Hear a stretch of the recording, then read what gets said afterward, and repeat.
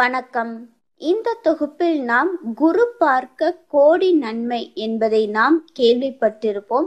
இத்தகைய சிறப்புடைய குரு பகவானை எவ்வாறு வழிபட வேண்டும் என்பதை பற்றி இந்த தொகுப்பில் பார்ப்போம். அதற்கு முன்பாக குரு பலன் என்றால் என்னவென்றும் தெரிந்து கொள்வோம். 9 கிரகங்களில் சுப கிரகணம் வியாழன் என்று அழைக்கப்படுவது குரு. கற்றல், கற்றுக் கொடுத்தல் இரண்டையும் சரிவக செய்வார். எத்தனை தோஷங்கள் இருந்தாலும் அனைத்தையும் ஒழித்து நல்லருள் புரியக்கூடியவர் குரு பகவான். நல்ல இடத்தில் இருந்து திருமணம் முடிய வேண்டும் என்றாலும் இவருடைய ஆசை தேவை. குரு பார்க்க கோடி நன்மை என்பது மகா வாக்கியம். நமக்கு அனைவருக்கும் இது தெரிந்தது.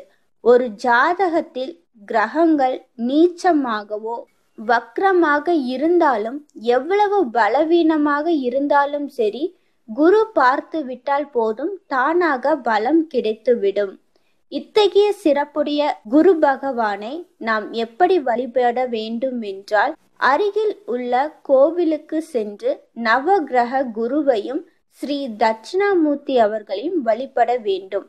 எந்த ராசிக்காரர்களாக இருந்தாலும் வியாழக்கிழமையில் 5 தீபங்கள் ஏற்றி, முடிந்தவர்கள் மஞ்ச வஸ்திரம் சாத்தி, கொண்டை கடலை மாலை அல்லது சுண்டலை சமர்ப்பித்து, முல்லைப்பூ அல்லது மஞ்சள் நிறத்து சாமந்தி மலர்களால் நாம் அர்ச்சனை செய்து வழிபட்டால் நமக்கு சகல நன்மைகளும் கோடி நன்மைகளும் உண்டாகும் என்று கூறுகிறார்கள். நன்றி.